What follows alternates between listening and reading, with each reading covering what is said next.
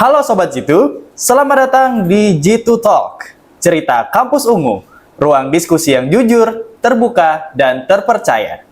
Pada kesempatan kali ini, saya Yanur Yandi, atau yang kerap kali disapa Yan, akan mengajak Sobat Jitu sekalian untuk berbincang-bincang seputar isu yang sempat ramai dibicarakan oleh publik belakangan. Tapi pembahasan terkait isu ini juga sebenarnya cukup sensitif nih. Nah, sebab topik yang akan kita diskusikan pada hari ini berkaitan dengan polemik pencabutan gelar guru besar di Universitas Lambung Mangkurat, kampus kita semua tentunya. Nah, untuk membahas isu ini lebih dalam, tentunya kami sudah mengundang dan menghadirkan seorang narasumber yang merupakan sosok yang luar biasa.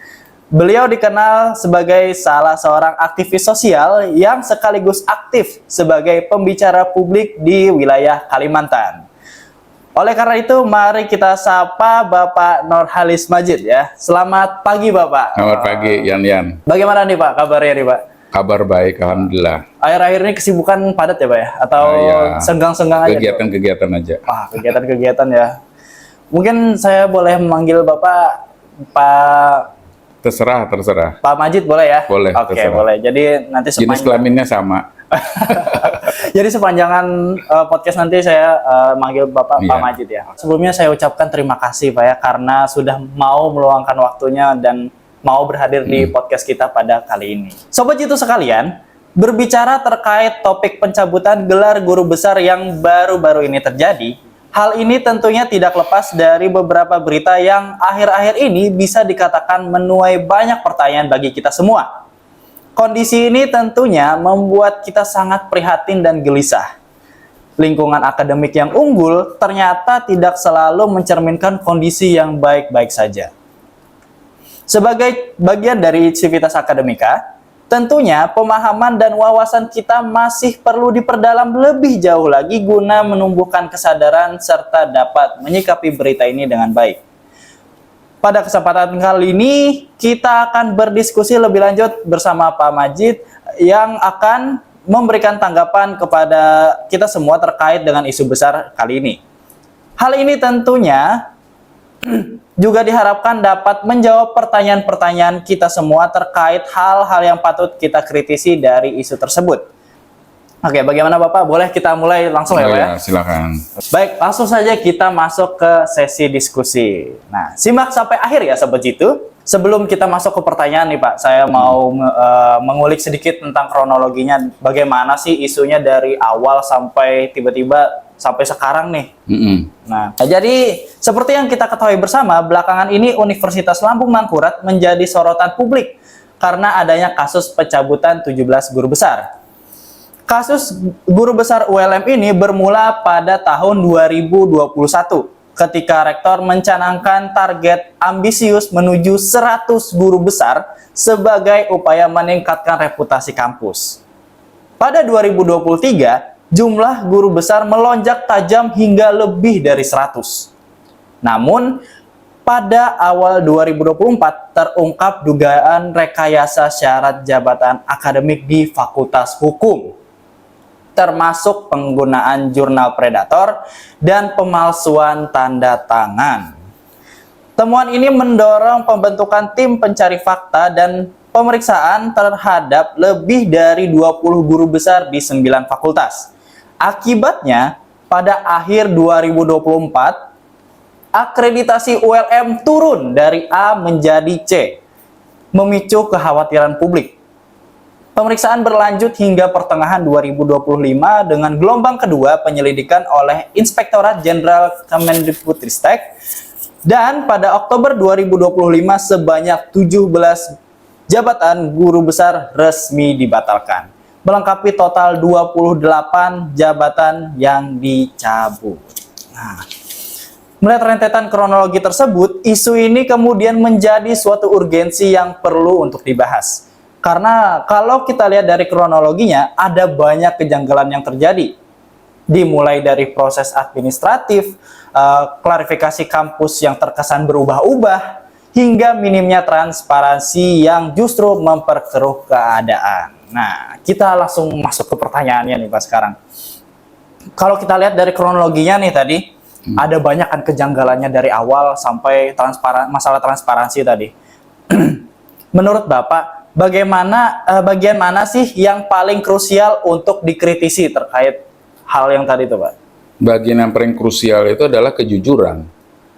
Kalau jujur, maka pasti semua yang disampaikan itu tidak simpang siur.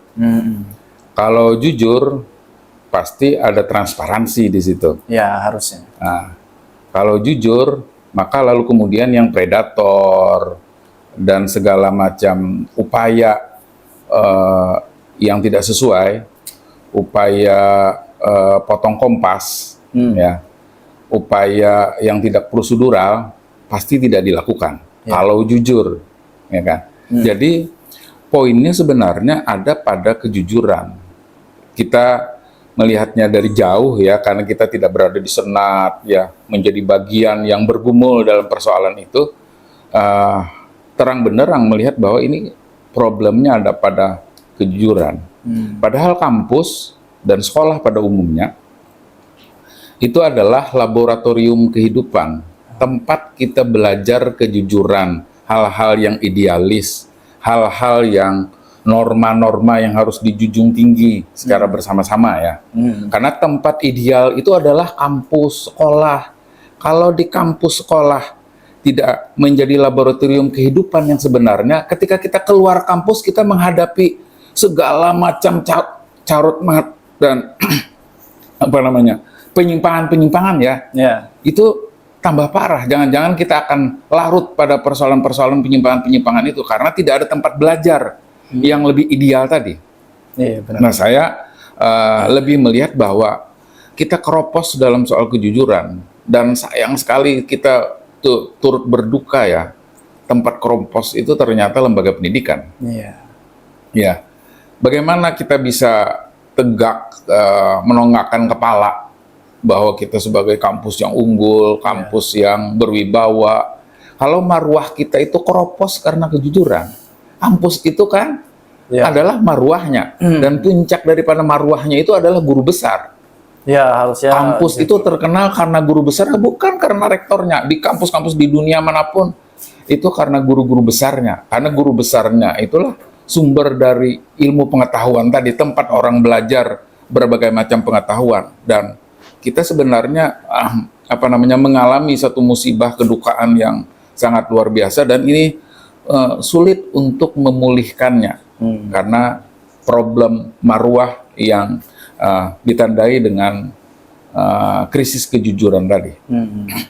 Iya, Pak. Jadi kalau di kampus saya kejujurannya udah minim banget, gimana di tempat lain gitu loh. Kemana lagi kita mencari tempat yang bisa ada kejujurannya tuh tinggi? Justru di kampus lah harusnya. Mungkin 28 guru besar yang dibatalkan itu ya, itu bukan saja sejarah pertama kali di Indonesia, jangan-jangan sejarah pertama kali di dunia. Aduh, parah banget berarti. Iya kan? Maka lalu kita tidak bisa menolak untuk ini tidak menjadi pembicaraan. Pembicaraan nasional, bahkan pembicaraan internasional. Bahkan kita tidak bisa menolak untuk ditertawakan oleh orang lain. Oke, ambisi mau 100 guru besar, 150 guru besar, tidak ada masalah soal ambisi. Yang tidak boleh itu adalah menghalalkan segala cara untuk memenuhi ambisi. Itu yang tidak boleh. Ya kan? Ambisi, semua orang punya ambisi. Kalau kita tidak punya ambisi, mati kita. Ya, betul. Ya kan? Ambisi itu perlu ya, untuk memotivasi kita. Kita ambisi misalnya 4 tahun lulus sebagai mahasiswa dengan summa cum laude misalnya, itu ambisi kita misalnya. Tapi caranya kita harus belajar, jangan ngerpe, ya kan? Joki dan segala macam itu kan. Nah, dan kampus mengajarkan kejujuran itu kepada kita. Sedikit aja kita ngerpe, sanksinya berat sekali kan? Bisa dikasih D kita. Waduh. Ya kan? Tapi kalau misalnya guru besar sebagai mahkota universitas melakukan sesuatu yang yang tidak jujur tadi itu, ya, habis kita, tamat kita.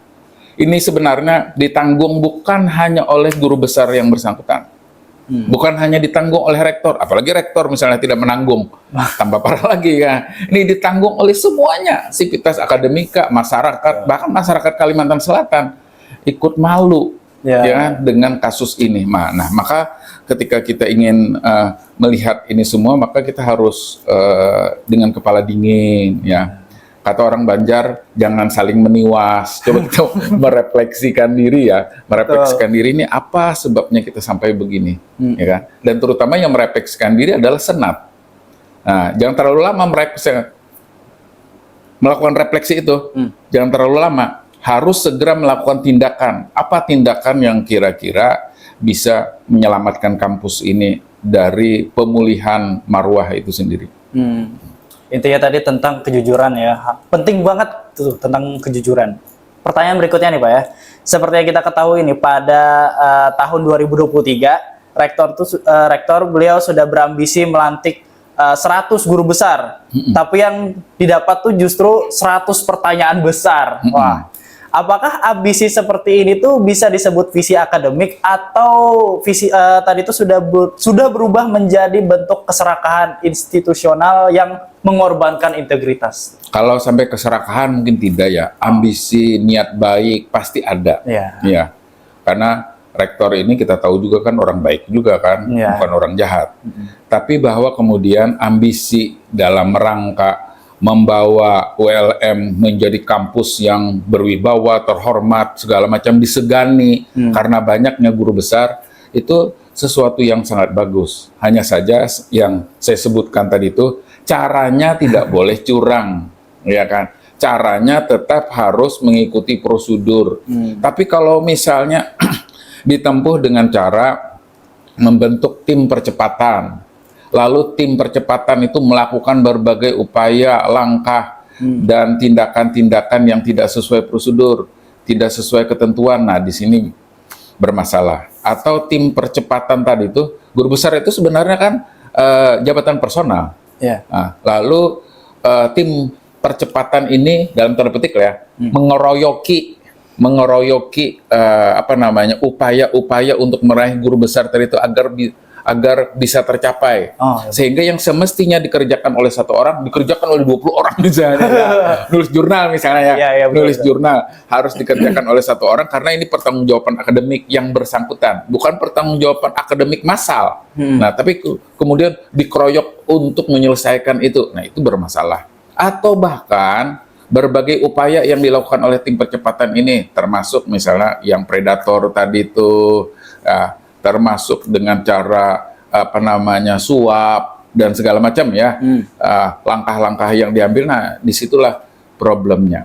Bagi saya ambisi lalu kemudian keinginan besar dalam rangka memajukan ULM memang itu tugas rektor. Kalau rektor tidak punya ambisi keinginan untuk memajukan ULM, ya jangan jadi rektor, kita cari yang lain aja. Di situ-situ aja nanti nggak kemana-mana. Di situ-situ aja. Nah, tapi juga yang punya ambisi jangan sampai menempuh berbagai cara dengan menghalalkan berbagai hal gitu agar supaya ambisi itu tercapai. Jadi dia ingin meninggalkan legacy yang sangat besar. Sudah melahirkan 100 guru besar, 150 guru besar, lalu menjadi rektor yang fenomenal misalnya ya. Itu boleh-boleh saja sebagai ambisi pribadinya. Tapi jangan sampai mengorbankan hal yang lebih luas tadi itu. Karena kesalahan sekali ini, atau 2 kali lah dengan yang Fakultas Hukum kan. Mudah-mudahan tidak ada yang ketiga kali. Kalau ada yang ketiga kali, aduh, mati kita ya kan. Nah, kesalahan yang 2 kali ini itu tidak cukup hanya setahun 2 tahun kita menyelesaikannya. Mungkin perlu waktu bertahun-tahun untuk menyelesaikannya, termasuk dengan membangun kepercayaan publik tadi. Sulit sekali. Itu bukan pekerjaan seperti membalik telapak tangan dengan mudah kita selesaikan. Tidak bisa. Ya kan? Cibiran miring terhadap kita aja itu sulit sekali untuk memperbaikinya.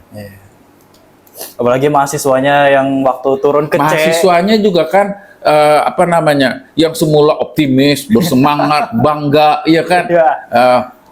kemana-mana pakai alma mater, ke kantin, ke mall dan segala macam pakai alma mater ya kan, karena bangga sekali dengan kampusnya.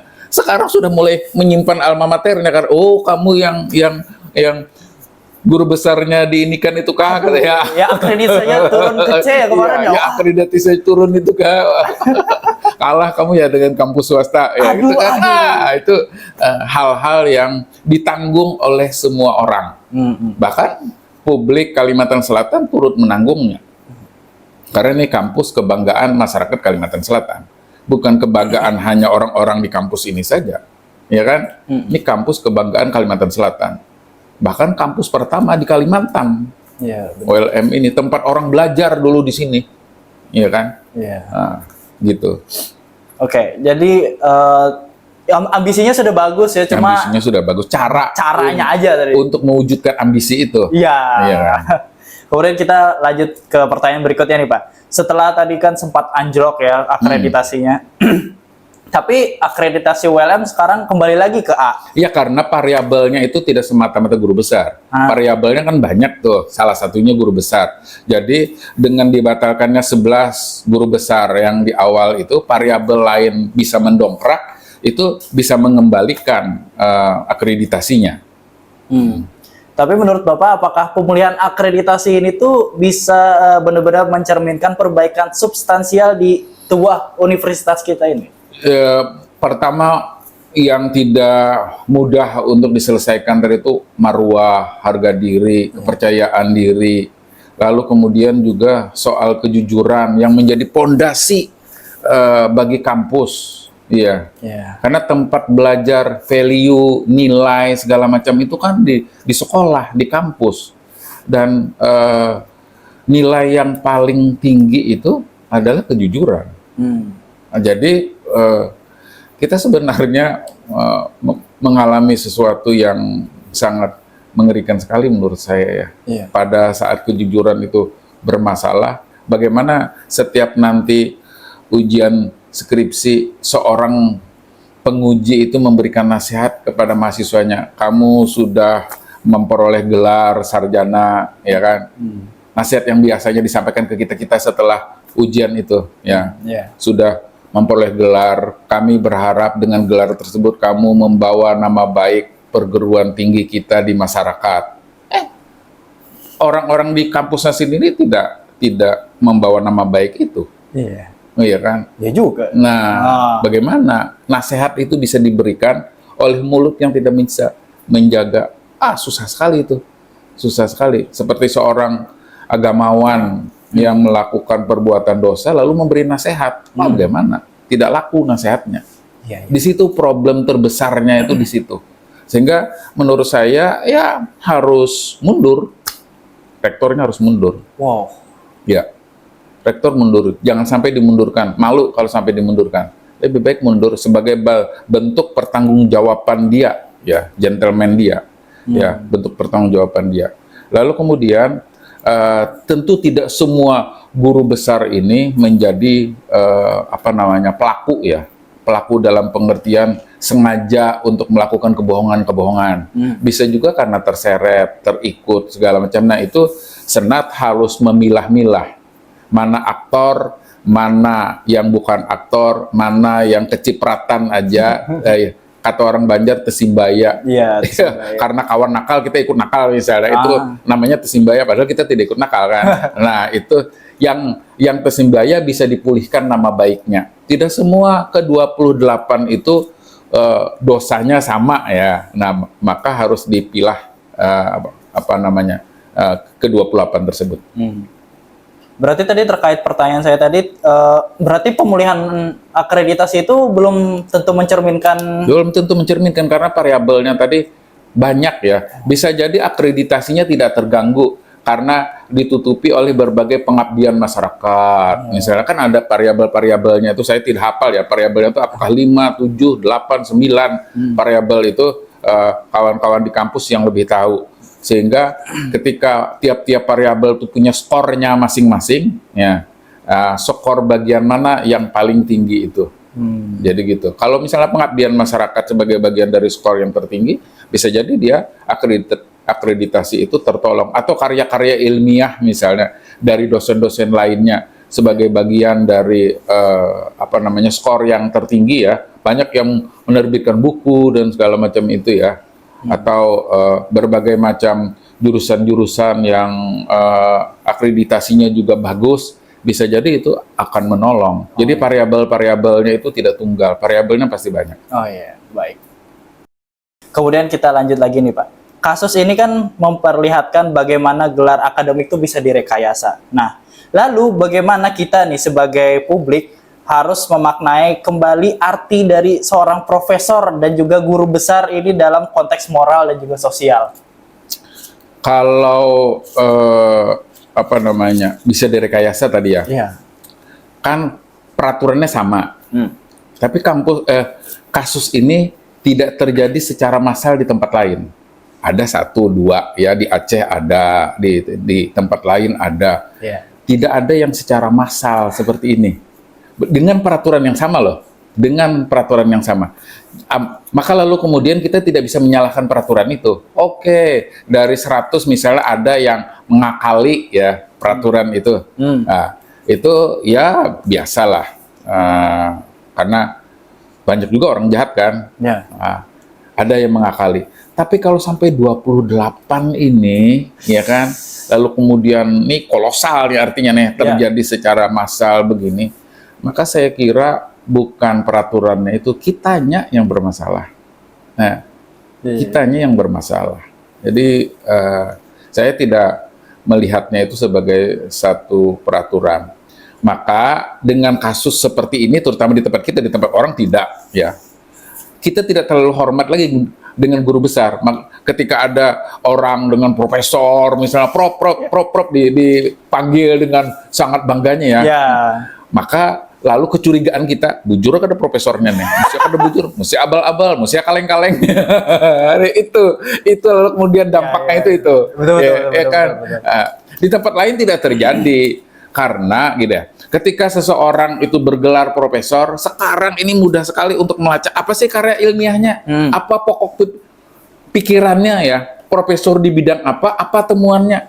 Karena profesor itu gini ya, S1 itu ya, kita belajar tentang pokok pohon. Pohonnya apa nah? Ini pohon mangga, ini pohon jambu, ini pohon akasia, tahu kita pokok pohonnya. S2, kita mengetahui bahwa di pohon itu ada cabang-cabang, ada ranting-ranting. Ya, S2 itu kita tuh. Oke. Nah, S3 ya, kita menemukan cabang baru dari pohon itu. Oh, ini ada cabang baru, namanya ini. Kita menemukan cabang baru itu. Oh. Nah, itu. Tapi kita pokok pohonnya sudah tahu di S1. Ya. Ekonomi, hukum, politik, ya, perguruan tinggi, FKIP, itu pokok pohonnya. S2 kita sudah belajar tentang rantingnya, cabangnya itu. Oh, ini manajemen pendidikannya, gitu. Nah, S3 kita menemukan ranting baru. Nah, ranting baru dari pokok pengetahuan tadi tuh. Profesor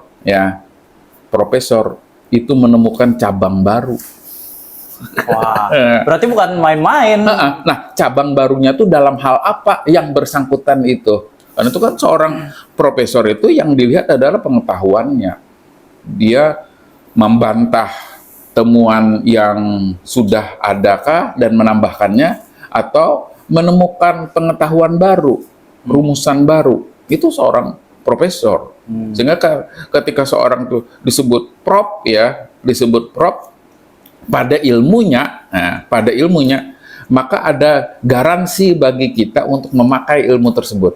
Apakah ilmunya tadi itu menjadi rujukan bagi orang untuk menulis? Pernah tidak namanya disebut dalam tulisan-tulisan lain? Nah, kalau namanya disebut dalam tulisan-tulisan lain, berarti pengetahuannya dipakai orang.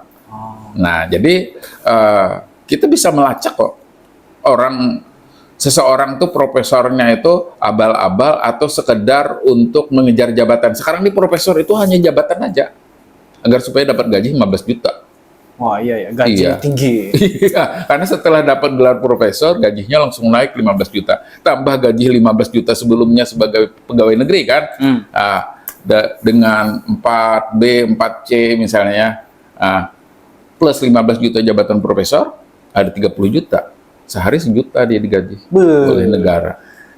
Nah, yang kacau itu kan harus memiliki tanggung jawab keilmuan atas kompensasi yang sudah dia terima tadi itu. Nah, kalau dia tidak mempunyai tanggung jawab keilmuan, itu maka lalu kemudian profesor tidak ada harganya di mata publik. Iya kan? Di mata publik tidak ada harganya. Sayang sekali, padahal kampus itu maruahnya, mahkotanya dijaga oleh profesor. Di kampus-kampus di mana saja di dunia, yang laku itu adalah profesor. Profesor ini siapa mengajarnya ya?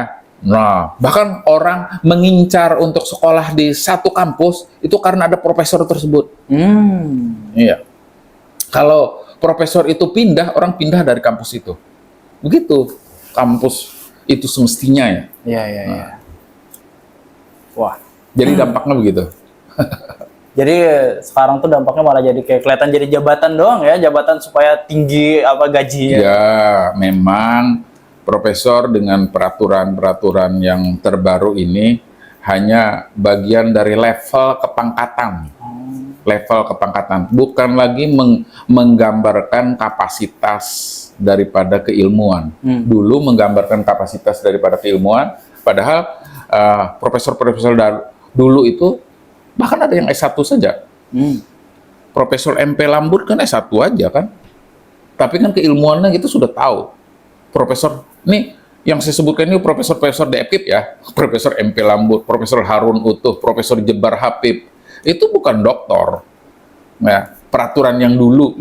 Nah, belakangan untuk mendapat profesor orang harus doktor. Sehingga seberapa lama pun orang mengajar, seberapa ahli pun orang di dalam keilmuan tersebut tidak akan mendapat gelar profesor kalau dia tidak doktor dengan ini. Ya, nah, sekarang ini lebih parah lagi. Profesor hanya menjadi bagian dari level kepangkatan karena ada iming-iming tambahan tunjangan 15 juta bagi yang memperoleh gelar profesor. Itu yang dikejar. Dan dengan iming-iming 15 juta tadi itu, maka orang dalam tanda petik ya, mau untuk menyuap. Nah, kena setahun tebulik jua. Iya, betul. Ya kan? Kena setahun tebulik jua. Akhirnya orang mau menyuap 250 juta, 280 juta, 300 juta untuk mendapatkan itu, untuk membuat tulisan-tulisan sebagai syarat yang tadi disebutkan dari itu syarat akademiknya tadi. Ya akhirnya jurnalnya predator, jurnalnya dikerjakan orang lain, plagiat, lalu kemudian bohong, karya ilmiahnya bukan hasil pemikirannya sendiri. Yang ditulisnya sendiri aja dia lupa karena bukan karya dia, karya orang lain misalnya, atau plagiat dan segala macam. Plagiat mungkin mudah untuk dilacak ya, tapi kalau dikerjakan oleh orang lain, nah itu hanya dengan kemampuan membayar bisa dilakukan oleh yang bersangkutan. Di situ parahnya. Berarti bisa kita bilang kalau menghalalkan segala cara itu karena iming-iming tadi ya, 15 juta tunjangan tadi, wah. Itu mungkin salah satunya aja mungkin ya, nggak tahu di belakangnya ada di alasan belakangnya apa kan lagi. ada status sosial yang sangat terhormat kan sebagai profesor. Profesor kan tidak bisa dibantah lagi, ya kan? Semua yang bukan profesor, kalau ada profesornya, tempat bertanyanya kepada profesor. Lalu kemudian belum lagi bimbingan-bimbingan segala macam. Berbagai macam kemudahan-kemudahan lainnya akan mengikuti dari jabatan profesor itu. Syaratnya profesor misalnya, sudah untuk jadi rektor syaratnya profesor, yang bukan profesor lewat. Tidak akan bisa. Nah, jadi kemudahan-kemudahan status sosial, lalu kemudian jabatan-jabatan lainnya itu akan mengikuti. Selain yang soal tunjangan tadi ya, jabatan lainnya tentu lebih banyak daripada sekedar naiknya tunjangan tadi. Oke, jadi itulah ya Pak ya. Selanjutnya terkait dengan ini kami kan dengar kalau ULM sempat menyatakan belum menerima SK pembatalan guru besar. Namun beberapa hari kemudian justru mengaku sudah menerimanya. Nah, jadi menurut Bapak bagaimana publik bisa percaya pada institusi yang bahkan tidak konsisten dalam menyampaikan fakta fakta dasar kayak gini aja nih udah menerima SK apa belum? Bilangnya belum, tapi tiba-tiba udah. Yeah. Nah, gimana nih kira-kira? Apakah ini tuh sebagai bentuk kegagapan komunikasi atau justru upaya untuk menutupi sesuatu yang lebih besar lagi? Kebohongan harus ditutupi dengan kebohongan. Wah, gali lubang tutup lubang. Jadi ketidakjujuran yang ekspresinya dengan kebohongan harus ditutupi dengan kebohongan. Jadi kalau awalnya memang bohong harus ditutupi dengan kebohongan. Jadi kebohongan tidak bisa ditutupi oleh apapun kecuali dengan kebohongan lagi. Ya. Jadi kalau ingin menutupi kebohongan dengan kejujuran, ya pasti terbongkar kebohongannya. Nah, agar supaya tidak terbongkar, tutupi lagi dengan kebohongan. Jadi itu logis saja itu, karena awalnya memang tidak jujur. Ya. Kalau awalnya jujur, tidak akan terjadi komunikasi-komunikasi. Lalu secara ilmiah kita menyebutkan ini miskomunikasi, ini apa segala macam. Enggak. Itu awalnya adalah ketidakjujuran. Jadi kalau jujur, pasti berani orang, ya, misal orang dituduh mencuri, tapi sebenarnya dia tidak mencuri. Siapapun yang datang akan dia lawan, akan dia hadapi. Karena dia sejatinya dia tidak mencuri, ya kan? Berani dia. Kalau hanya tuduhan-tuduhan aja, dia tidak ngeles. Tapi kalau orang tuh benar-benar mencuri, tidak berani dia akan ngeles. Wow, beralasan ini, beralasan itu, tidak hadir diundang, tidak ini, ya kan? Ngeles tuh karena dia tidak berani menghadapinya secara terang-terangan. Nah, di situ titik soalnya itu. Jadi awalnya itu memang karena problem kejujuran. Jadi intinya ya semua itu jujur sebagai fondasi utamanya. Jujur sejak dalam pikiran, kata Pram. Jujur sejak dalam pikiran, baru kemudian terimplementasi melalui tindakan, kata-kata, perbuatan. Jujur sejak dalam pikiran. Nah, dalam pikiran itu, yaitu tadi tuh ambisi untuk 100 atau 150 guru besar. Itu pikirannya tuh, iya kan? Karena itu obsesinya. Tapi tindakannya, nah itu kalau sejak dalam pikiran tidak jujur, maka tindakannya juga tidak jujur, kata-katanya juga tidak jujur, perbuatannya juga tidak jujur. Dan kejujuran tadi, dan kebohongan tadi itu harus ditutupi dengan kebohongan. Itu rumus bakunya sudah itu. Kemudian nih Pak ya, dapat dilihat di beberapa waktu terakhir, publik melihat pemberitaan ULM justru lebih banyak menyoroti tentang MTQ. Nah, MTQ mahasiswa dan capaian prestasi lainnya. Bukan perkembangan kasus guru besar yang hingga kini masih menjadi tanda tanya. Di satu sisi, tentu tidak salah membanggakan prestasi mahasiswa. Tapi di sisi lain, publik juga menilai ada upaya untuk menggeser fokus perhatian dari isu utama. Nah, menurut Bapak, apakah langkah seperti ini bisa dianggap sebagai strategi pemulihan citra kampus atau justru bentuk pengalihan isu nih untuk menunjukkan bahwa ULM belum siap menghadapi transparansi dan tanggung jawab moral di hadapan publik? Iya, karena malu kan. Kalau mengangkat yang memalukan malah tambah malu. Ya. Maka untuk menutupi rasa malu tadi itu mungkin ya dicari hal yang membanggakan. Nah, jujur aja orangnya pedustaan ya, tapi nya berprestasi. Prestasinya inilah yang ditonjolkan. Nah, tapi sebenarnya kan ini tidak pernah akan hilang. Orang mempertanyakan tadi tuh, iya berprestasi, tapi kan jujur. Di situ juga. Mungkin ini seperti ya matematika lah, ya kan. Ada yang ditambah, ada yang dikurang. Mudah-mudahan sesuatu yang bernilai plus tadi itu bisa menutupi yang minus. Kira-kira begitu. Tapi ternyata tidak terjadi, bahwa prestasi di satu sisi ini sesuatu yang diapresiasi orang, tapi orang tetap menuntut sesuatu yang bersifat negatif ini. Walaupun ditutup-tutupi, malah justru tetap akan membuat ULM itu terpuruk. Semestinya harus tegas, Senat harus tegas. Di mana-mana kalau ada orang berbuat salah, ya, yang tertinggi itu langsung melakukan tindakan. Terkecuali yang tertinggi ini menjadi bagian juga, baru tidak bisa melakukan tindakan. Di partai politik aja misalnya ada yang ketangkapan korupsi, ya, pimpinan puncak partai politik langsung memberhentikan agar supaya yang lain tidak terikut, tidak terkena keburukan yang dilakukan oleh satu pihak tadi. Nah, di birokrat juga seperti itu, ya kan? Gubernur ketangkap, maka Depdagri langsung mengambil tindakan memberhentikan, langsung mengangkat pejabat baru. Nah, begitu semestinya, harus cepat mengambil tindakan, jangan sampai ini berlarut-larut, apalagi misalnya berharap kasus ini hilang dengan sendirinya karena masyarakat kita ini masyarakat pelupa. Ya, Iya kan, masyarakat pelupa sebentar, lupa kita dengan kasus yang begitu pentingnya. Lalu kemudian ada rasa memaafkan yang tinggi, sudah maafkan, yang digana-ganalakan itu masalah halus saja, kan. Nah itu tambah parah lagi. Akhirnya kita tidak belajar dari kasus ini, padahal dia memberi dampak yang sangat besar bagi semua pihak. Iya.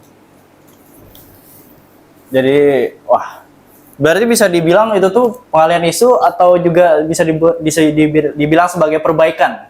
Nggak ada hubungannya sebenarnya ya, tapi dari sisi permainan publikasi ya, tentu kita akan menonjolkan hal yang positif agar supaya hal yang negatif bisa terlindungi, ya kan? Kalau kita punya borok, misalnya borok, masa kita borok tidak kita tutup-tutupi, itu logis saja ya. Nah, lalu hal yang mempesona kita tampilkan, kayak orang menjual buah juga misalnya, ya kan, yang buruk-buruk kita anak di bawah, yang baik-baik kita anak di atas, ya kan, agar supaya orang kadang melihat yang buruk-buruk gitu. Itu pelajaran dasar sekali tentang menyembunyikan kebenaran, tentang menyembunyikan kebenaran, ya. Nah itu tadi, kebohongan harus ditutup dengan kebohongan, bahkan mempublikasikan prestasi itu bagian dari kebohongan juga berarti, iya kan? Karena dia harus menutupi segala macam yang bobrok tadi. Kemudian kita beralih lagi ke pertanyaan berikutnya nih. Dalam pandangan Bapak, mengapa justru di ruang yang seharusnya paling menjunjung keterbukaan, yakni dunia akademik kita nih, transparansi seringkali menjadi hal yang dikaburkan? Apakah keterbukaan informasi masih dianggap ancaman bagi kenyamanan birokrasi kampus? Ya, saya tidak tahu ya, tapi di zaman seperti ini semestinya tidak bisa lagi itu terjadi. Ya, semua sudah terang benderang, semua pasti akan tercatat abadi ya pada jejak digital. Ya, ini kan kesalahan-kesalahan yang terjadi hari ini, jejak digitalnya tuh abadi. Iya, karena sekarang ini kalau dulu tidak ada media online yang merekam semua proses ini, ya orang bisa lupa dengan peristiwa itu. Tapi sekarang sudah tidak bisa lagi, klik kasus turut langsung muncul puluhan berita, ya puluhan berita. Jadi mustahil kita bisa menutupi itu semua, ya. Dan kita berada di era transparansi, maka kami kira kampus harus mengambil tindakan yang lebih tegas, terutama Senat dalam hal ini, panggil rektor, minta mempertanggungjawabkan. Kalau tidak bisa mempertanggungjawabkan, ambil tindakan, berhentikan, saya sebut berhentikan, ya. Dan lalu kemudian lakukan penelitian secara lebih mendalam, komunikasikan kepada kementerian tentang kasus ini, mana dari 28 profesor itu yang menjadi korban, mana yang menjadi pelaku, dan lalu kemudian yang korban dipulihkan, karena tidak semua orang pasti juga punya dosa yang sama, ada yang terikut saja, tapi kalau yang pelaku-pelaku tadi itu, siapa saja, selain rektor, siapa saja yang terlibat, mereka yasa ini semuanya harus dibersihkan. Tidak boleh dia menjadi benalu di kampus ini. Kampus ini harus steril dari segala macam bentuk kecurangan tersebut. Kalau ingin memulihkannya, karena kalau itu tidak dipulihkan dengan sepulih-pulihnya, kampus ini tidak akan tegak berdiri. Kita menanggung beban rasa malu, lalu kemudian peristiwa ini akan dikenang sepanjang masa, dan tidak ada tindakan yang dilakukan oleh Senat secara tegas. Itu tadi itu menggambarkan bahwa Senat lemah pada sesuatu yang sangat penting. Dulu ada kasus ijazah palsu, Senat juga tidak melakukan tindakan, ya kan? Ijazah palsu dosen tidak melakukan tindakan, yang melakukan tindakan justru kementerian, Dikti yang melakukan tindakan, kampusnya sendiri tidak melakukan tindakan. Nah itu bagian dari kelemahan-kelemahan. Mestinya secepatnya mengambil tindakan, jangan kasus ini berlarut-larut, bahkan misalnya berharap kasus ini tenggelam dengan sendirinya. Aduh, itu memalukan sendiri, karena tindakan itu yang menggambarkan bahwa kita punya keberanian atau tidak untuk menegakkan kebenaran.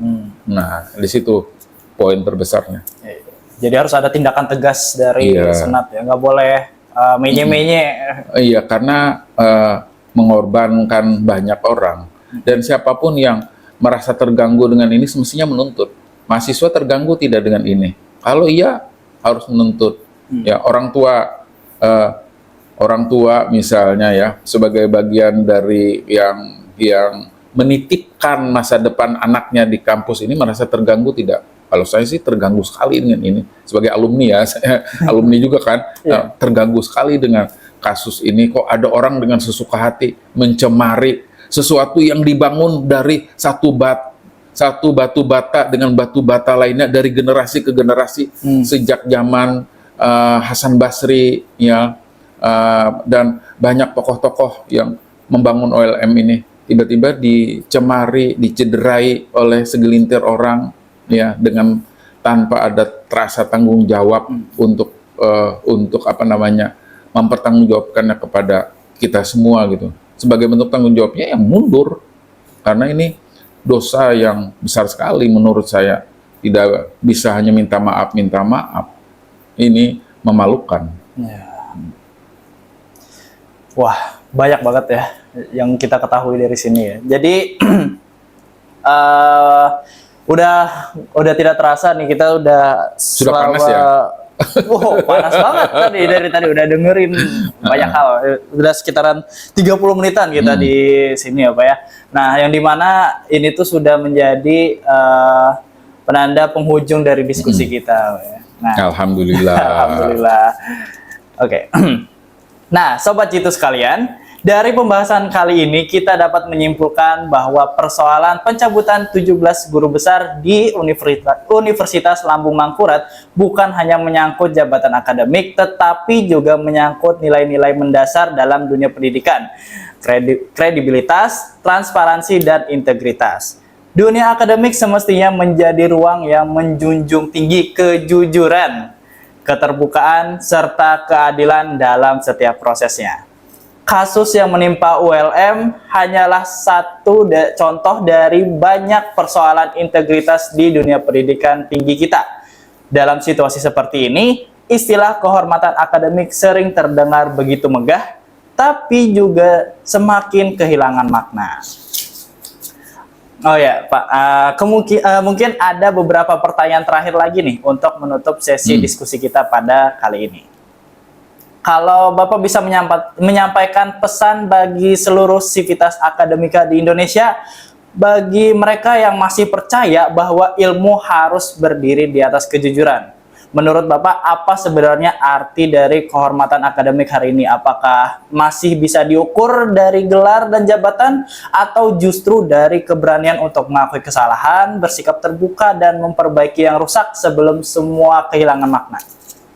Sekarang ini kan Indonesia secara keseluruhan ya, kita krisis keteladanan. Iya. Ya kan? Krisis keteladanan. Dan tempat kita mencari keteladanan itu adalah dunia pendidikan. Karena di luar daripada itu kita ragu semua. Ragu kita. Dengan partai politik kita sudah ragu, dengan birokrat kita sudah ragu, dengan aparat penegak hukum kita sudah sangat ragu, bukan ragu lagi, sangat ragu. Maka satu-satunya tempat harapan kita adalah dunia pendidikan. Nah, maka yang harus dijunjung tinggi tadi itu adalah kehormatan, integritas, kejujuran, dan segala macam tadi kan, segala nilai-nilai yang mendidik kita untuk menjadi manusia. Manusia yang beradab. Hari ke hari sebenarnya kita ini membangun peradaban, jangan merusak peradaban. Dan peradaban itu hanya dibangun melalui integritas dan kejujuran tadi itu.